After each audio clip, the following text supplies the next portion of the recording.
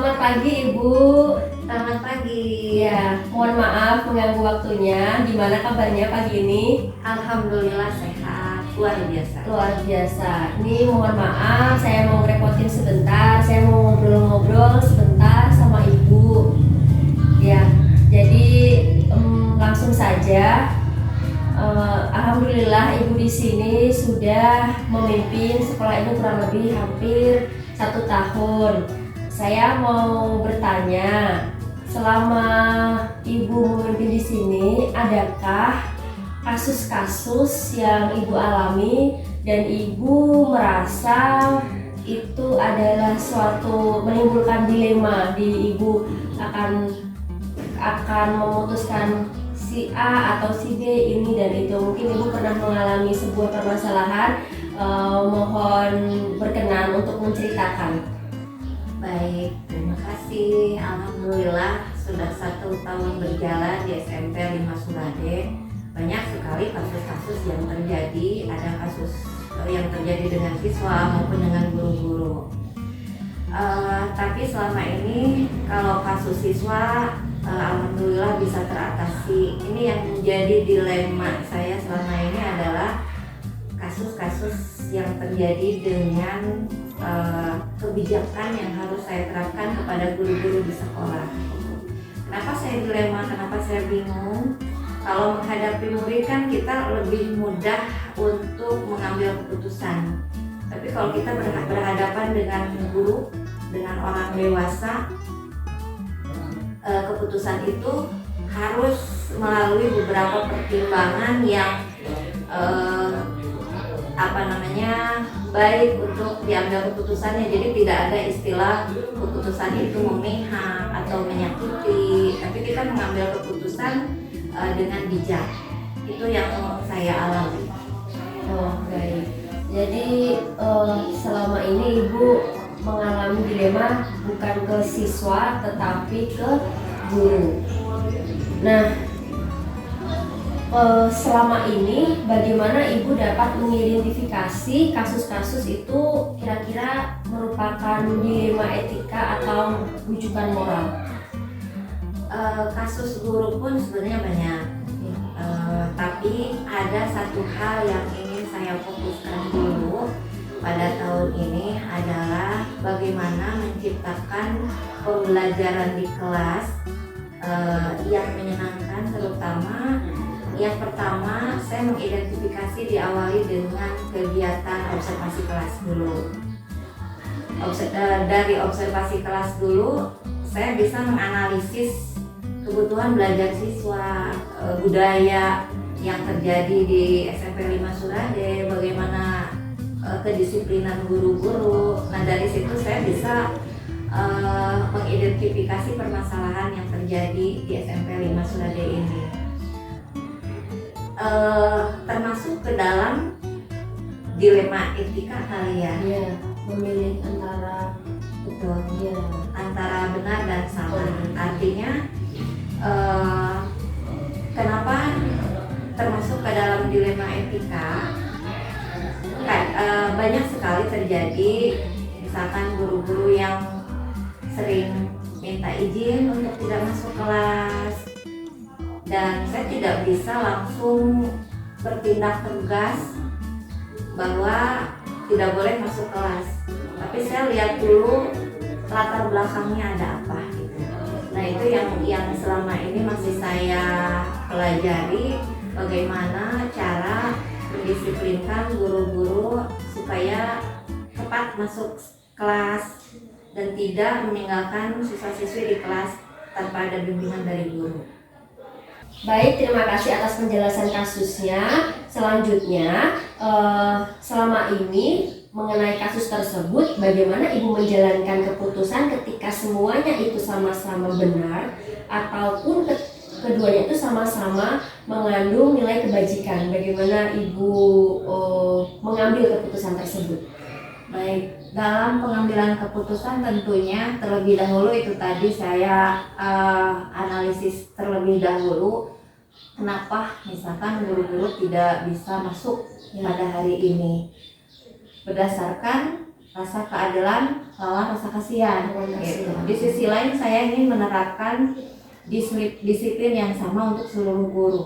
Artinya tidak ada satupun yang bisa bolos gitu kan. Tapi kalau kita melihat alasannya misalkan karena sakit atau misalkan ada hal yang harus yang urgent yang harus dilaksanakan, saya juga tidak bisa tegas untuk mengambil keputusan tersebut. Akhirnya saya memberikan kebijakan untuk mengizinkan guru tersebut tidak masuk sekolah dengan alasan yang bisa diterima oleh secara logis gitu ya, seperti itu.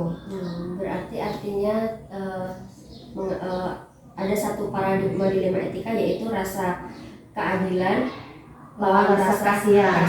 Bisa Baik. juga jangka pendek lawan jangka panjang. Ada juga ketakutan, misalkan kalau saya membiarkan guru-guru dengan sering minta izin, misalkan saya takut ini akan menjadi budaya. Biasanya Iya. seperti itu, Iya, akan menimbulkan satu budaya baru bahwa bisa untuk tidak masuk gitu. Iya.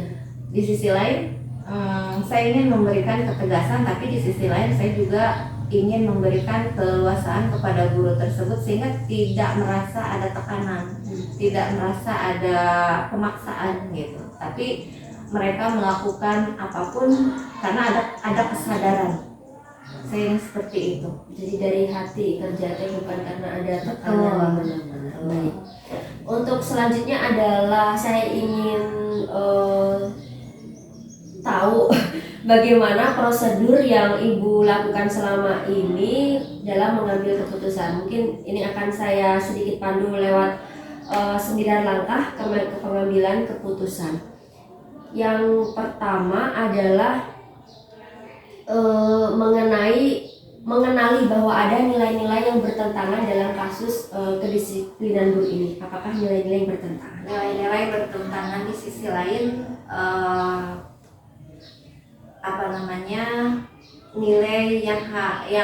nilai yang harus dipatuhi, misalkan kedisiplinan.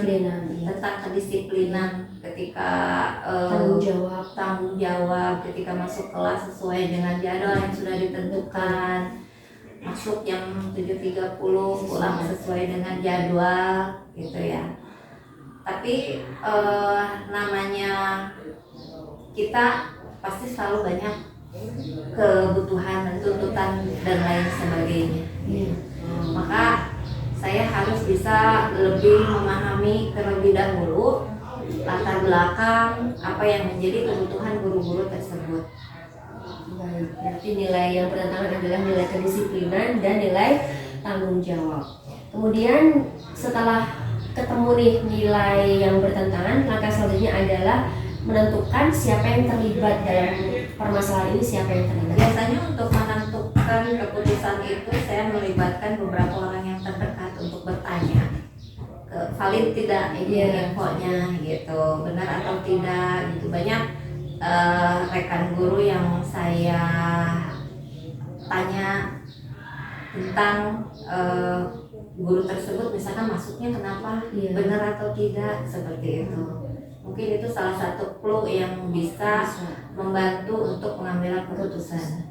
Baik, berarti artinya yang terlibat di sini adalah Ibu bersama guru-guru yang dipercaya atau terdekat begitu. Baik, untuk selanjutnya adalah pengambilan keputusan nomor 3, bagaimana Ibu mengumpulkan fakta-fakta yang relevan dengan kasus tersebut. Biasanya fakta-fakta relevan itu akan terkumpul dari kejadian kebiasaan ya. Biasanya dari kebiasaan terlebih dahulu, dari siklus kegiatan setiap hari gitu kan. Kalau misalkan guru tersebut sering banget, artinya kan karakter. Tapi kalau misalkan ketika dia sesekali dan memang urgent gitu ya, dari situ juga bisa mengumpulkan info. Atau bisa mencari info dari kejadian-kejadian terdahulu, apakah hal ini sering dilakukan atau tidak gitu. Atau misalkan kita bisa menganalisis dari kebiasaan kali ya, dari kebiasaannya gitu. Karena kan sebenarnya kita kalau untuk mencari tahu apakah ini karakter atau memang itu sebenarnya gampang gitu, sebenarnya gampang ya, dari psikologis itu juga bisa kelihatan Bisa kelihatan Bisa. tingkah laku sehari-hari. Kemudian yang keempat adalah setelah tahu fakta-fakta dan relevan terkumpul, kemudian bagaimana ibu menguji itu benar atau salah. Dengan yang pertama, uji legal. Apakah itu termasuk melanggar hukum? Melanggar hukum secara memang harusnya sih masuk melanggar hukum ya, karena kita sebagai ASN dengan undang-undang yang sudah ditetapkan, jam kerja ASN dan hak cuti pun sudah diatur. Maka ketika ada guru yang meminta izin untuk tidak masuk, sebenarnya itu sudah melanggar hukum secara uji legalnya gitu. Akan tetapi tadi seperti yang sudah dijelaskan, ada dilema etika, rasa keadilan lawan Rasa kasihan. Ada beberapa hal yang tentunya tidak bisa sakop gitu ya, yang tetap saya harus memberikan keleluasaan kepada guru tersebut untuk melaksanakan tugas dan kewajibannya.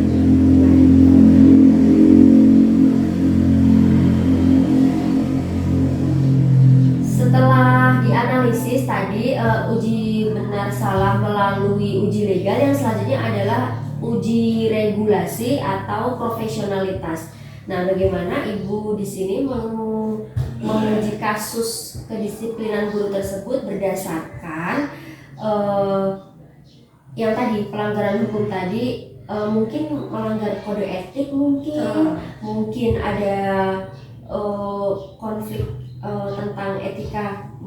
Dalam menjelaskannya Jelas itu sudah melanggar kode etik ya, sebagai ASN, sebagai guru kita juga sudah membuat kesepakatan di sekolah, artinya guru harus standby sesuai dengan jadwal yang sudah ditentukan. Maka ketika ada guru yang tidak masuk, jelas itu sudah melanggar etika, sudah melanggar kesepakatan. Baik, berarti kalau uji regulasi tadi sudah ada isinya, yaitu melanggar kode etik sebagai ASN. Yang ketiga adalah uji intuisi. Nah, ini uji intuisi yang kadang kita nggak tega ini mengenai bagaimana ibu menganalisis kasus tersebut berdasarkan perasaan ibu, berdasarkan hati nurani ibu dengan intuisi ibu. Itu tadi yang tadi antara dilema etika, rasa keadilan lawan rasa kasihan ya. Di sisi lain, ketika ada guru yang tidak masuk sekolah itu, dia sudah melanggar kode etik, sudah melanggar keadilan gitu ya. Tapi di sisi lain, saya sebagai pemegang kebijakan tentu tidak bisa secara saklek memberikan hukuman atau teguran kepada guru tersebut gitu. Karena itu tadi ada rasa intuisi, ada rasa kasihan terhadap guru tersebut, sehingga saya harus selalu berhusnuzon, berbaik sangka. Mudah-mudahan saja alasan yang diberikan guru tersebut memang benar adanya, yang memang harus kita tolerir gitu. Mungkin itu aja sih ketika mengambil keputusan, Pasti memberikan ya, saya jangan sering-sering aja bolos. Kalau sesekali sih boleh gitu. Pasti intuisi pasti berkata, kadang berbeda intuisi dengan aturan.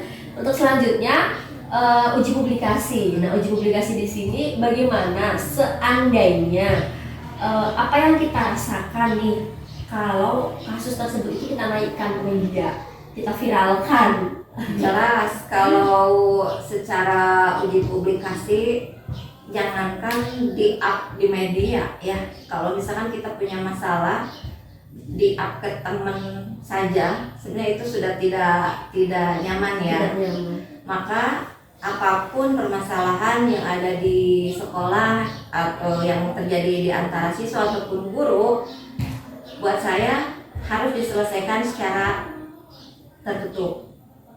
Jadi bagaimana caranya, kasus apapun di sekolah ini tetap diselesaikan terlebih dahulu tanpa harus di-up keluar gitu.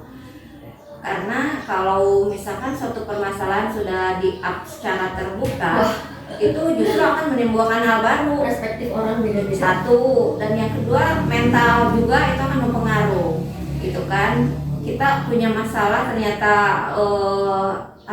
sudah di-update di luar, apalagi di media massa itu tidak mengenakan sekali gitu loh ya. Betul. Pasti akan mempengaruhi kejiwaan kita gitu. Dan itu yang harus kita hindari, yang harus kita jaga. Bagaimanapun juga segala permasalahan yang terjadi di sekolah ini tidak di-up keluar, tapi diselesaikan terlebih dahulu di sekolah ini. Itu pun diselesaikan secara tertutup. Siap. Berarti bisa saya simpulkan tentang uji publikasi ini, intinya kalau ada permasalahan itu diselesaikan di dapur kita dulu deh, gitu. Jangan dulu di luar.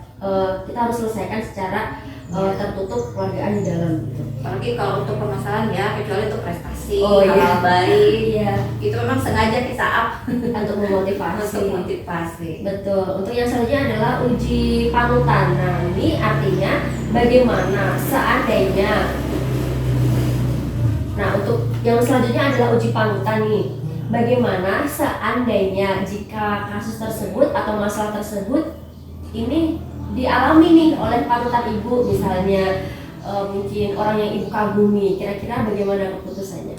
Saya pernah punya satu figur dalam kepemimpinan yang saya anggap dia seorang yang patut untuk saya contoh gitu, terutama dalam hal pengambilan keputusan gitu.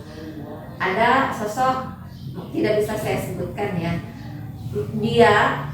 saya juga pernah mengalami kasus yang sama. Saya juga pernah jadi guru dulu. Saya juga pernah mengalami satu kasus yang pada saat itu yang sulit gitu ya. Tapi pada saat itu pimpinan saya mengambil satu kebijakan yang sangat bijaksana terhadap kasus yang saya alami gitu. Nah, dari situ saya belajar cara pengambilan keputusan kepada antara pimpinan dengan bawahan. Artinya apapun kasusnya dari bawahan itu tetap seorang pemimpin itu harus memberikan satu perlindungan, harus memberikan solusi gitu ya, harus memberikan apresiasi juga gitu. Jadi pada saat itu kasus yang terjadi, walaupun saya melakukan kesalahan, tapi pimpinan saya tidak menyalahkan, justru dia memberi kesempatan saya untuk melakukan perubahan. Nah, itu buat saya panutan yang luar biasa yang sampai saat ini mempengaruhi dalam pengambilan keputusan saya. Oh iya. Jadi kalau seandainya kasus yang ibu alami sekarang ini dialami oleh yang panut beliau, bisa saja beliau memutuskan untuk hal yang sama dengan ibu gitu ya. Bisa jadi Karena kebijakan beliau, karena ibu ya kadang-kadang role modelnya bukan berarti tidak bisa tegas ya. Kalau dulu waktu saya jadi kurikulum saya galak, emang nggak bisa. pokoknya nggak bisa, nggak mau tahu gitu. Saya sampai tapi ketika sekarang saya menjadi seorang pimpinan, ternyata untuk bisa setegas itu agak gimana ya. Jadi saya harus tetap saya harus tetap bagaimana caranya memunculkan rasa kesadaran. Saya tuh pengennya ada rasa kesadaran gitu loh dari guru-guru bahwa dalam melaksanakan tugasnya bukan karena ada sekolah, bukan karena tuntutan ini dan itu, tapi mereka memiliki kesadaran penuh bahwa itu tanggung jawab kita. Ada atau tidak ada kepala sekolah, itu tanggung jawab kita yang harus kita laksanakan. Saya tuh pengennya membuat satu kondisi seperti itu gitu. Jadi bisa saja saya sekarang tegas galak, tapi apakah itu dampaknya akan permanen atau tidak saya tidak tahu gitu. Makanya dalam pengambilan keputusan di sini harus perlu hati-hati sekali gitu, bagaimana caranya supaya hal tersebut bisa berjalan dengan baik tanpa ada rasa paksaan, tanpa ada rasa jadi ngerasa kalau ada kepala sekolah baru rajin, kalau tidak ada terbebani. Gitu ya, seperti itu. Berarti seperti itu. Nah, untuk selanjutnya adalah pengujian paradigma benar lawan benar. Nah, ini di sini ada saya berikan 4 pilihan di kasus yang tadi Ibu alami. Apakah itu satu termasuk individu lawan masyarakat, yang kedua rasa keadilan lawan rasa kasihan, yang ketiga kebenaran lawan kesetiaan, dan yang keempat jangka pendek lawan jangka panjang. Nah, bagaimana Ibu mengidentifikasi tersebut termasuk bagian yang mana? Kayaknya rasa keadilan lawan rasa kasihan. Kayaknya itu masuknya di situ. Jadi di sisi kan keadilan, artinya saya tidak bisa beri kasih ya pada siapapun. Semua guru di sini memiliki hak yang sama, kewajiban yang sama. Artinya guru-guru di sini menjalankan kewajibannya sesuai dengan tupoksinya masing-masing gitu. Tidak ada pengecualian. Apakah dia misalkan saya kasih kelonggaran karena dia gurunya sebagai enggak, tapi semua saya perlakukan sama, rasa adil sesuai dengan tupoksinya masing-masing. Tapi rasa kasihan yang kita sebagai manusia tentu ada hal-hal yang terjadi di luar kendali gitu ya, atau tiba-tiba sakit, atau dia sedang melakukan tugas atau apalah itu musibah. Nah di situ juga saya harus memiliki rasa empati pada guru-guru untuk memberikan bukan kebebasan tapi keleluasaan, sehingga mereka tidak merasa terbebani. Tapi saya sih sangat berharap pada guru-guru, walaupun saya berikan kelonggaran, tapi guru-guru di sini tetap menjalankan kewajibannya sesuai tugasnya masing-masing. Artinya tugasnya dia untuk pembelajaran di kelas itu tidak diabaikan. Saya boleh mau izin apapun selama kelas masih terkondisikan, nggak masalah. Baik, bijaksana sekali. Dan untuk selanjutnya adalah prinsip resolusi. Nah, tadi kan sudah menurut Ibu adalah paradigmanya rasa keadilan lawan rasa kasihan. Nah, sekarang adalah prinsip resolusi. Nah, di sini ada untuk menyelesaikan dilema Ibu tersebut ada 3 ini prinsipnya. Ibu akan pilih yang mana? Yang pertama adalah berpikir berbasis hasil akhir atau end-based thinking. Yang kedua ini berpikir berbasis peraturan atau role-based thinking. Dan yang ketiga adalah berpikir berbasis rasa peduli atau care-based thinking. Nah ini Ibu akan menyelesaikan dilema ini menggunakan prinsip yang mana? Kayaknya yang pertama, hasil akhir. Oh, yang penting anak-anak aman. Iya. Ya. Maksudnya berbasis hasil akhir. Artinya begini, bagaimana setiap keputusan itu diambil untuk memiliki dampak yang baik. Oh gitu. Iya, dampaknya yang saya bisa aja yang prinsip yang kedua. Yang kedua adalah yang role based thinking. Peraturan. Bisa saja saya membuat suatu peraturan yang tegas begini gitu kan. Tapi biasanya yang namanya kita berbasis peraturan, kesadarannya tidak muncul. Bisa saja itu terjadi, tapi hasil yang diharapkannya itu bisa saja tidak berwarna. Tapi kalau kita berbasis hasil akhir, walaupun penyelesaian masalahnya mungkin agak lama, beda dengan konsep yang peraturan pasti cepat gitu loh. Kita buat peraturan hari ini ditepati bisa terjadi segera, tapi besok dan lusanya entah itu akan terjadi lagi atau tidak. Tapi kalau basic yang pertama itu, penanganannya memang agak lambat, tapi diharapkan dari penanganan itu akan terbentuk satu karakter, dan itu hasil akhirnya nanti akan bagus. Baik. Nah, berdasarkan prinsip resolusi tadi, ternyata permasalahan barusan ini adalah Ibu menyelesaikan berdasarkan yang penting mah berbasis hasil akhir atau end-based thinking. Nah, kemudian selanjutnya adalah langkahnya ini namanya investigasi opsi trilema. Artinya apakah ada opsi lain trilema? Kan ada opsi itu 2, ibu harus menentukan ini atau ini. Ternyata ada ini opsi lain di luar itu. Apakah mengalami seperti itu? Iya, ketika ada permasalahan yang terjadi, contohnya ketika dalam hal kedisiplinan guru ya, saya tuh pengennya guru-guru mempersiapkan dirinya, pokoknya bagaimana caranya dari Senin sampai Jumat tuh mereka memfokuskan dirinya ke sekolah dari sesuai jadwal yang sudah ditentukan. Tapi ketika tiba-tiba guru tersebut ada kepentingan atau hal yang urgent sehingga guru tersebut tidak masuk kelas, ada beberapa alternatif. Kalau misalkan guru tersebut tidak masuk kelas, guru tersebut harus memberi tugas atau kalau guru tersebut tidak masuk kelas, kan ada kelas yang terabaikan, kelas yang kosong ya. Maka alternatifnya adalah kelasnya digabung dengan kelas yang lain. Yang penting bagaimana caranya kegiatan pembelajaran tetap berjalan, anak-anak tetap dalam pengawasan kita sebagai guru, walaupun gurunya tidak ada atau sedang berhalangan. Jadi ada beberapa alternatif.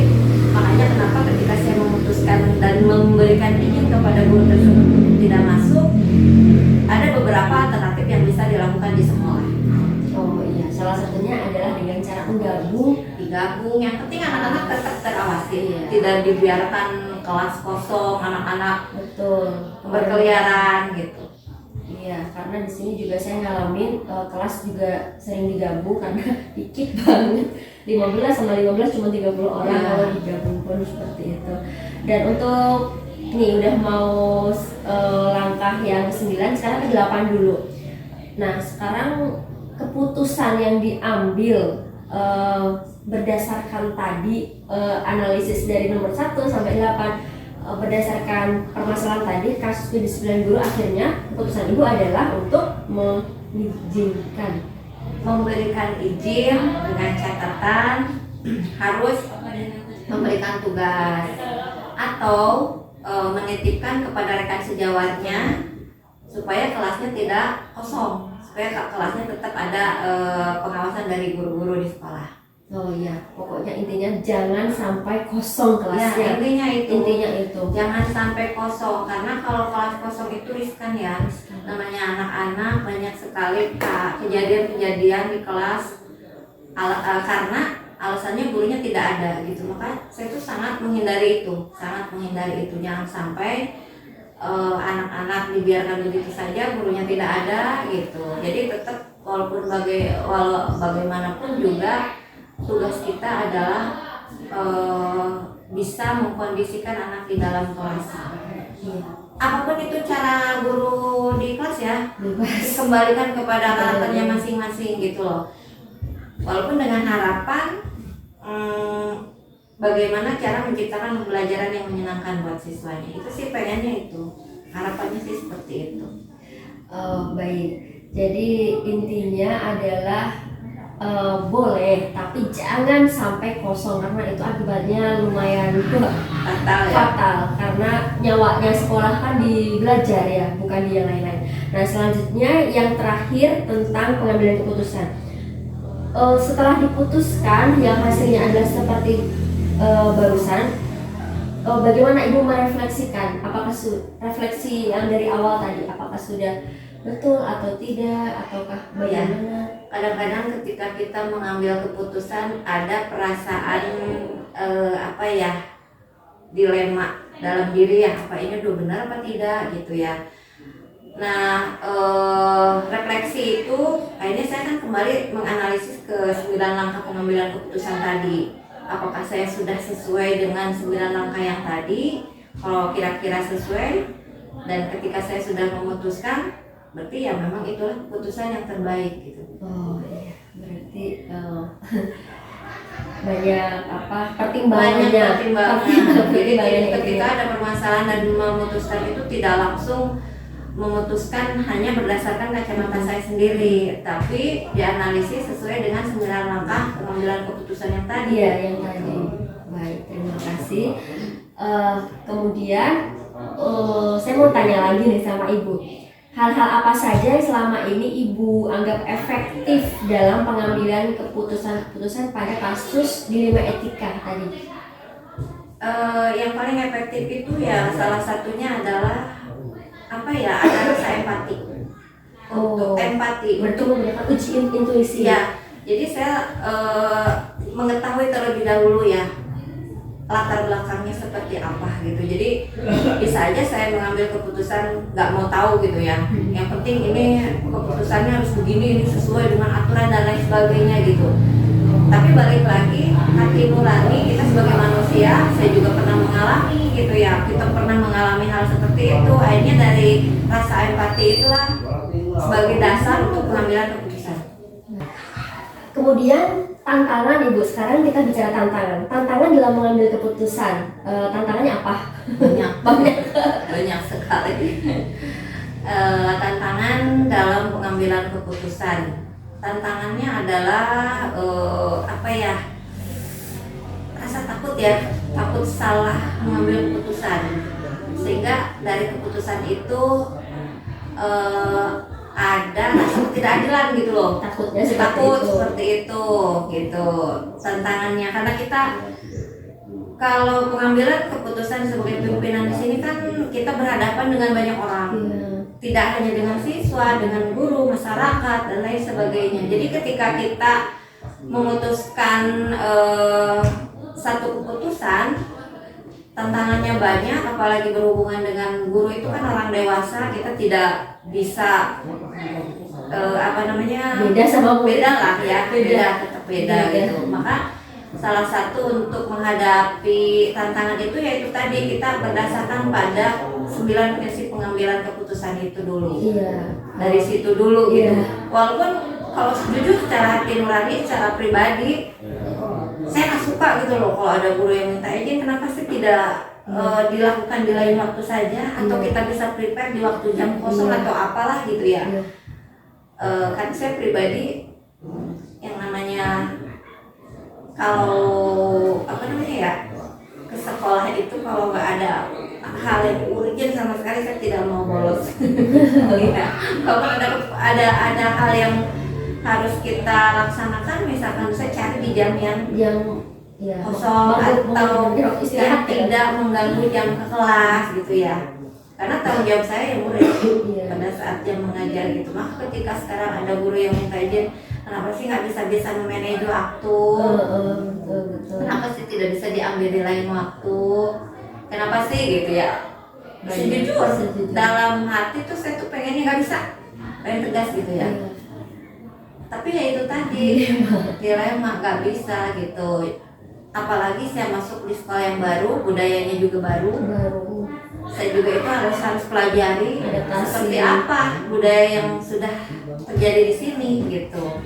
Nah itu juga tantangan buat saya gitu, untuk menganalisis bagaimana cara menciptakan budaya yang baru, budaya tentang kedisiplinan ini. Dan ini pasti bukan hal yang mudah, bukan yang bisa dicapai dalam sebulan 2 bulan, nggak bisa. Karena pasti efeknya jangka panjang karena karakter. Kemudian ketika Ibu menyelesaikan sebuah permasalahan, contohnya seperti permasalahan barusan ini, biasanya Ibu itu menyelesaikan di tempat langsung ataukah ada jadwal khusus untuk membicarakannya, ataukah Ibu punya misalnya jadwal gitu, apa menunda gitu menyelesaikan itu? Tergantung masalahnya ya. Kalau misalkan masalah yang harus memang segera diambil keputusan, contoh kalau kasus anak misalkan ada anak yang sakit atau apalah, itu kan harus segera diselesaikan. Artinya saya harus segera mengambil keputusan gitu. Tapi ada beberapa kasus yang ada momen yang harus diam dulu, dengar dulu, baru nanti ada refleksikan, baru ambil keputusan. Ada yang seperti itu. Kalau barusan yang kedisiplinan dulu itu, wah itu harus berpikir panjang. Berarti tidak bisa langsung. Nggak bisa. Jadi itu kita memang harus melalui uji analisis dulu. Iya. Nggak bisa langsung sekarang saya sudah berapa bulan ya di sini, hampir setahun, tapi belum menemukan ramuan yang Cocok biar karakternya Iya. terbentuk. Bagaimana ya caranya gitu supaya memiliki kesadaran Iya. semua guru gitu? Belum. Jadi jawabannya adalah berarti sesuai dengan masalahnya apa dulu, dilihat dulu, kalau urgent segera, kalau enggak punya dulu. Ya harus berpikir dulu, Berpikir. mencari resep dulu, mencari cara yang tepat gitu untuk memutuskan itu. Baik, berikutnya ini ada nggak ini seorang temen atau guru di sini atau siapa yang faktor apa atau siapa yang mempermudah untuk menyelesaikan keputusan itu, menyelesaikan kasus itu? Ya tentunya rekan kerja. Rekan kerja, Ya. diajak ngobrol bareng, rekan kerja ya. Nah, dari semua hal yang telah disampaikan, pengalaman apa, pembelajaran apa yang dipetik dengan menggunakan langkah pengambilan keputusan untuk dilema etika? Pelajaran yang bisa dipetik. Banyak sekali pelajarannya. Yang utama adalah proses pengambilan keputusan itu jelas harus melalui beberapa langkah-langkah ya. Jadi ketika kita mengambil keputusan itu tidak dengan serta-merta, tapi harus melewati beberapa proses pengambilan keputusan, terutama yang 9 langkah tadi. Memang ada beberapa yang sudah dilaksanakan lah, walaupun tidak seluruhnya ya, walaupun tidak 9 langkahnya, tapi ada beberapa yang sudah kita analisis dalam pengambilan keputusan gitu. Jadi pengambilan keputusan ini tidak bisa diambil oleh sepihak. Misalkan dilihat dari kacamata saya gitu kan, karena belum tentu kacamata saya sama dengan kacamata orang lain. Jadi pengambilan keputusan ini bagaimana caranya bisa menjadi satu keputusan yang bisa mengakomodir Semuanya. gitu. Oke. Baik. Terima kasih sekali atas waktunya, atas penjelasannya, dan atas mungkin keluh kesahnya. Semoga dengan kita sama-sama belajar mengenai 9 langkah pengambilan keputusan ini, gimana ya? Jadi segala permasalahan itu bisa diselesaikan dengan tidak langsung spontan nih gitu ya, karena pasti ada langkah-langkahnya. Terima kasih sekali Ibu atas kesempatannya.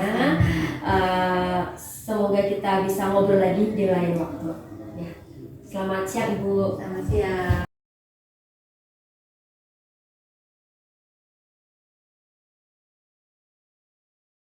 Selamat pagi Bapak Rizky ya. Selamat pagi Bu. Iya, boleh minta waktunya sebentar kita ngobrol-ngobrol?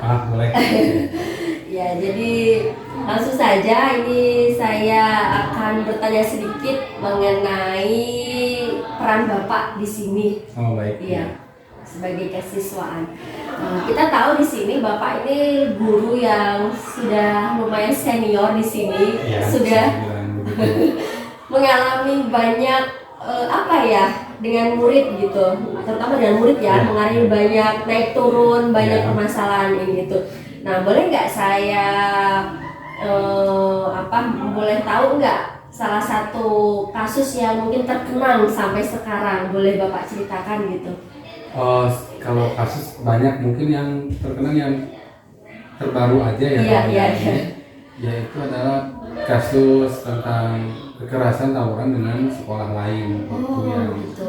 terbaru yang kami alami, itu yang beberapa bulan lalu. Bulan lalu mungkin kasus itu terjadi juga di sekolah kami, melibatkan sekolah lain. Oh iya, berarti kasus tawuran antar siswa. Ya. Tapi aman nggak, tidak memakan korban ya? Tidak ada Tidak ada korban yang luka perkelahian. pun tidak ada, mungkin ya luka ringan, tapi sudah diselesaikan. Oh, sudah diselesaikan. Oke. Dan ini saya minta pengalamannya ini. Kemarin ini ketika mengidentifikasi kasus tersebut itu merupakan dilema etika atau bujukan moral, Pak? Ketika menghadapi kasus ini ya kami menghadapi dilema etika gitu. Dilema etika. Dilema etika. Kemudian bagaimana Bapak menjalankan pengambilan keputusan tersebut ketika ada dua kepentingan yang sama-sama benar nih, sama-sama bernilai kebajikan, kebenaran. Dalam ketika kasus itu terjadi, jadi kami mengalami dilemanya itu apakah siswa ini dikeluarkan dari sekolah ataukah tetap dipertahankan dengan memberikan hukuman yang disiplin yang lain. Beberapa mungkin ada yang beranggapan yang lebih baik dikeluarkan daripada itu menjadi semacam apa ya, penyakit atau orang bilangnya penyakit atau bisa menyebar atau bisa menularkan kekerasan itu ke teman-temannya. Tapi ada juga yang berpikir sementara kalau ketika mereka dikeluarkan dari sekolah, ditakutkan mereka akan putus sekolah dan ini yang menyebabkan akan menambah masalah terutama bagi mereka orang tua mereka. Jadi ada dilema seperti itu ketika terjadi kasus ini. Oh, baik. Nah, untuk mengambil keputusan ini saya yakin Bapak tidak langsung serta-merta keputusan itu diambil. Pasti ada pemikiran dulu, pasti ada mengalami dilema dulu. Nah, bagaimana langkah-langkah Bapak dalam mengambil keputusan tersebut? Nah, di sini saya akan memandu dengan langkah-langkahnya. Bapak bisa jawab dengan sesuai yang dialami. Yang pertama ini mengenai kasus yang tadi, adakah nilai-nilai yang bertentangan? Kan tadi tawuran nilai yang bertentangan yang pasti itu kan sebuah tindakan kekerasan yang di masyarakat tidak bisa kita terima seperti kekerasan, bullying, terutama bukan korban kita sebutnya karena sangat namanya anak ya dua-duanya korban. Orang tua dari sekolah lain pun tidak terima gitu ya.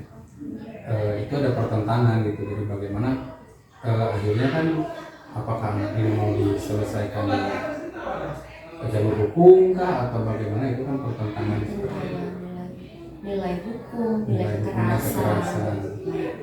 Kemudian siapa yang terlibat dalam kasus tersebut? Dalam penyelesaian kasus ini yang pertama kan itu ada aparat, kami pun tahu karena yang mengetahui pertama masyarakat melaporkan dan aparat juga turun di situ, kemudian dari desa, pemerintah desa juga ikut dan guru pihak sekolah dan pihak sekolah yang bersangkutan, sekolah yang lain yang ikut dalam kasus tersebut. Berarti ada banyak ya, siswa, guru, pihak berwajib, ya, masyarakat juga semua terlibat. Baik. Nah, kemudian langkah selanjutnya adalah bagaimana Bapak mengumpulkan fakta-fakta yang relevan untuk mengambil suatu keputusan. Ini berdasarkan fakta apa nih? Faktanya kan kami dapat informasi dari pihak aparat. Info dari pihak aparat bahwa anak didik kami ada di kantor itu tertangkap, yang mungkin itu kan tertangkap apa ya, sedang diamankan karena melakukan kegiatan tawuran tadi. Itu fakta yang pertama. Dan memang ketika diamankan itu berarti itu sudah ada norma yang dilanggar. Kami tadi belum tahu apakah itu norma hukum yang dilanggar, tapi kemungkinannya norma masyarakat yang dilanggar karena kekerasan juga tidak dibenarkan. Oh, betul. Dan ada fakta lain mungkin yang penting di sini, biasanya ada saksi. Adakah saksi yang di TKP ini kan? Ada saksi, yaitu laporan dari masyarakat. Memang murid kita ya. Masyarakat yang karena memang ketika kita datang ke TKP itu terbukti memang murid kita yang ada di sana. Berarti emang ada saksi dan ada mungkin ada beberapa video juga yang rekam ternyata murid kita juga. Oh, begitu. Nah, sekarang pengujian benar atau salah nih, di sini ada beberapa uji. Yang pertama saya mau tanyain mengenai uji legalnya. Legalnya tentunya apakah kasus tadi itu melanggar hukum? Ya, melanggar hukum karena kan kekerasan tidak digunakan, itu melanggar undang-undang yang, tapi saya juga tidak tahu pasal berapa. Perlindungan anak kalau nggak salah. Iya, ketika ada terjadi tindak kekerasan berarti di situ melanggar hukum. Iya, melanggar hukum. Kemudian, nah di satu sisi dia melanggar hukum, tapi saya mau nanya tentang uji intuisi Bapak. Bagaimana ini untuk mengambil keputusan ini? Uji intuisinya gimana? Uji intuisi kita kami apakah dengan melanggar hukum ini siswa perlu dikeluarkan, sedangkan kalau dikeluarkan juga nanti bagaimana masa depan mereka ketika mereka tidak ada sekolah yang mau menerima mereka, tidak akan melanjutkan sekolah. Karena bagi kami namanya anak, ketika ada dalam undang-undang perlindungan itu, anak itu kita harus dilindungi walaupun dia misalkan adalah seorang pelaku tindak kriminal. Makanya ada yang perlindungan pengadilan anak itu khusus. Maka lalu pihak sekolah ketika ini pelanggaran yang tidak terlalu serius, mungkin masih kita bisa perbaiki sikap anaknya di sekolah. Itu intuisi yang mendasari intinya mah kita memikirkan masa depan ya, juga, kita memikirkan tidak hanya sebatas dia melanggar hukum, ya. Banyak yang dipertimbangkan. Kalau mengenai uji publikasi ini bagaimana nih perasaan Bapak jika kasus tersebut itu di-up di media atau bukan di media aja, disebarkan via mulut ke mulut gitu? Antara kalau apabila dipublikasi, yang penting apabila informasi itu tidak benar atau sepotong-sepotong, itu yang kami kurang nyaman. Jadi kadang-kadang dari mulut ke mulut ada yang ditambah, ada yang dikurangi. Nah, itu yang membuat kami kurang nyaman. Mungkin informasi yang benar adalah apabila informasi itu menyeluruh, itu kami nyaman. Jadi ketika misalkan kami mengeluarkan press release, nyatanya supaya tidak dipelintir oleh orang lain. Iya, baik. Jadi emang sih media itu kalau sepotong-sepotong itu tidak persepsi orang akan berbeda-beda. Betul. Jadi pelajaran juga kalau kita melihat suatu video itu jangan sepotong-sepotong, tetap menyeluruh. Baik. Nah, kemudian uji panutan atau idola. Nah, bagaimana seandainya bayangkan jika kasus ini itu dialami oleh role model Bapak, panutan Bapak, kira-kira bagaimana? Kalau bilang role model, saya juga mungkin melakukan hal yang sama, karena saya ketika menghadapi kasus ini juga mengamati beberapa atasan saya atau guru-guru senior sebelum saya juga, apa yang mereka lakukan ketika ada kasus seperti ini. Jadi keputusannya kira-kira sama. Nah, kemudian pengujian paradigma benar lawan benar. Nah, saya akan menyebutkan paradigma ini, nanti Bapak mungkin bisa mana nih yang sesuai ya. Yang pertama, individu lawan masyarakat. Yang kedua adalah rasa keadilan lawan rasa kasihan. Yang ketiga adalah kebenaran lawan kesetiaan. Dan yang keempat adalah jangka pendek lawan jangka panjang. Mana nih yang relate sama kasus ini? Oh, ini individu dengan masyarakat, karena sebagai orang tua tidak setuju ketika si pelaku ini atau siswa yang bermasalah ini tetap ada di sekolah, karena takutnya akan membawa dampak buruk bagi anak-anak mereka juga gitu.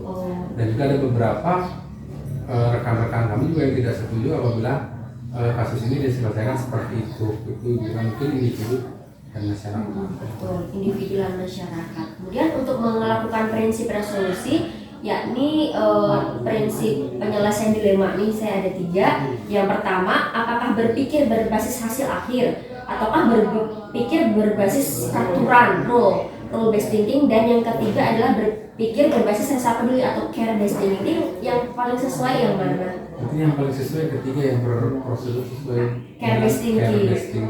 Itu mungkin yang karena kita peduli.